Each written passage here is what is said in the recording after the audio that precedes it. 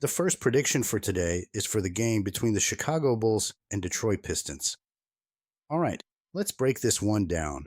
Bulls at Pistons, and I've got to admit, this matchup feels like a trap game for a lot of bettors out there.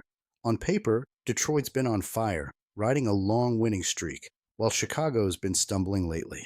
But if you followed this Bulls squad as closely as I have, you know they don't go down easy. They're like that scrappy team you just can't kill off, always hanging around, always fighting till the final buzzer. The Bulls have dropped a few lately, yeah, but they've been in every single game. That loss to San Antonio was a heartbreaker, leading in the fourth, then letting it slip in the final minute. Still, the fight was there. Kevin Huerter has been sharp, Ayo Dosunmu's energy off the dribble is contagious, and Vucevic keeps doing the dirty work in the paint. Even without Kobe White, they've been putting up numbers, moving the ball well, and spacing the floor. This team's identity has quietly shifted from chaos to control, and that matters when you're playing a tough road game like this one. Now Detroit. Man, Cade Cunningham is flat out balling. A 46-point triple-double the other night. That's superstar stuff. The kid's been carrying this team, and they've been playing with swagger. But here's the catch. That type of workload can wear on a player, and the Pistons' depth is getting tested. Stewart, Thompson, and Harris are all banged up, and there's a real chance Cade doesn't even suit up tonight. Without him, that offense loses its rhythm fast.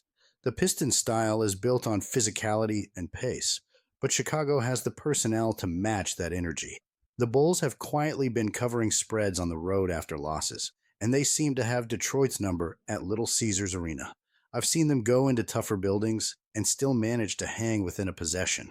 It's one of those games where the odds makers might be leaning too heavily on Detroit's current streak and overlooking just how competitive Chicago's been, even in defeat. The key for me tonight is defense and rebounding. Vucevic will have his hands full with Duren, but if he can hold his ground and keep the Bulls from getting beat up on second chance points, Chicago can absolutely hang around. Expect Giddey, if he plays, to help control tempo and find open shooters. I'm also watching Huerter's shot early. If he catches fire, that'll open lanes for Dosunmu to attack. I think this one stays tight. Detroit might make a late push, but the Bulls' consistency against Central Division opponents after losses has been rock solid. I've cashed on them before in this exact kind of spot, and I'm trusting them again here. My prediction, I'm taking the Chicago Bulls to cover the 3.5-point spread.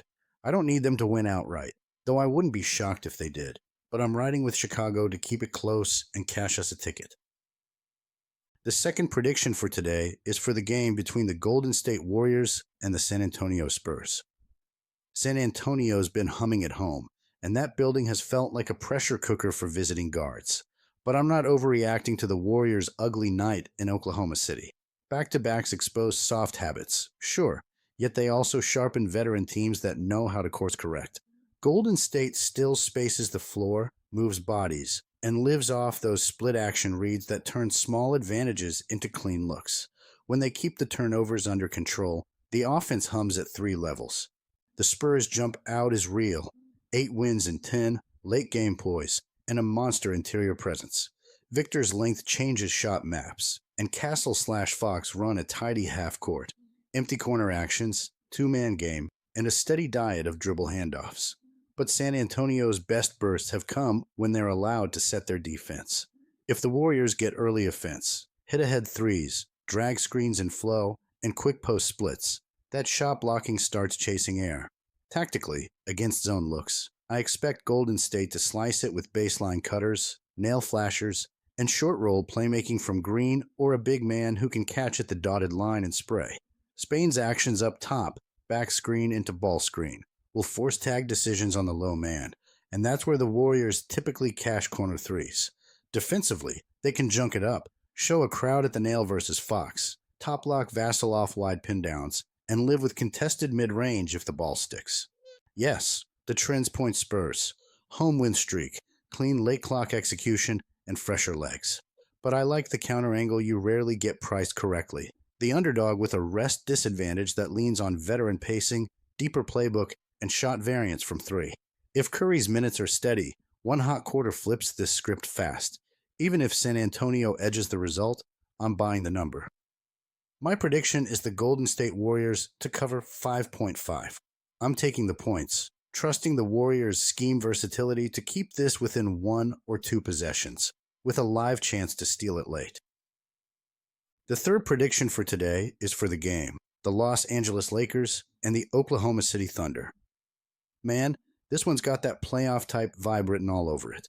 Two of the hottest squads in the West are going head-to-head, the Thunder rolling at home, and the Lakers looking like a well-oiled machine on the road. I've been watching both of these teams closely, and what stands out is how the Lakers, even without LeBron, have managed to stay composed, hungry, and consistent. Luka Doncic has been on another planet lately, and when he's got that swagger going, the whole team feeds off it. The guy's averaging close to a triple-double while keeping defenses guessing every trip down the floor. Austin Reeves has turned into a real weapon, not just spacing the floor, but also attacking closeouts and making smart reads.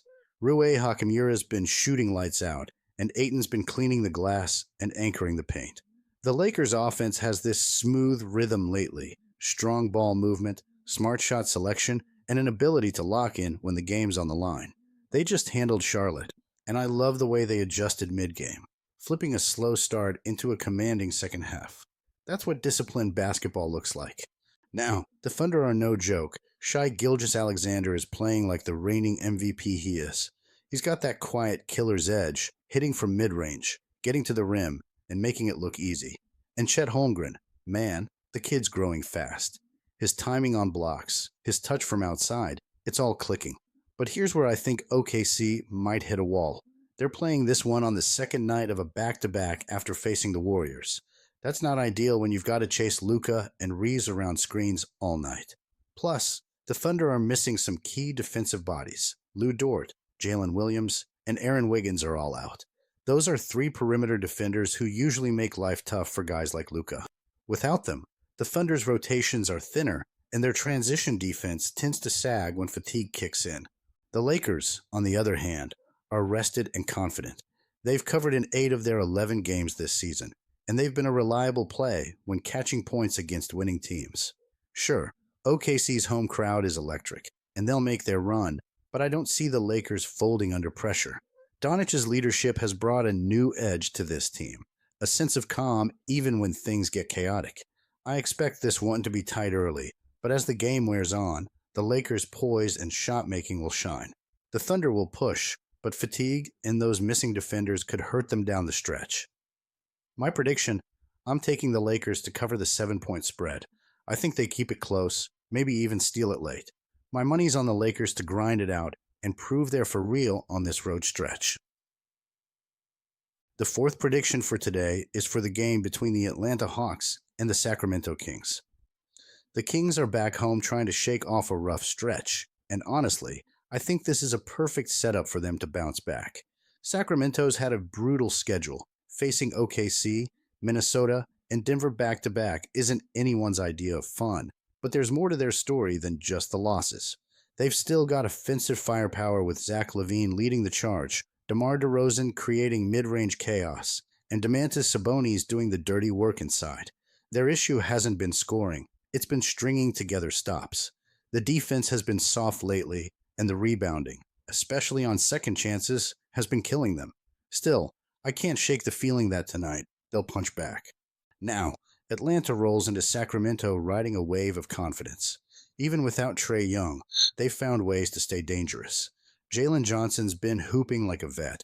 Porzingis is finally looking comfortable in that Hawks uniform, and Vic Krejci came out of nowhere to torch both LA squads. But here's the thing. The Hawks offense still coughs the ball up way too often. Their turnover rate is one of the league's worst. And if there's one thing the Kings do well, it's capitalizing in transition. Give Fox and LaVine those chances to run, and they'll make you pay every single time.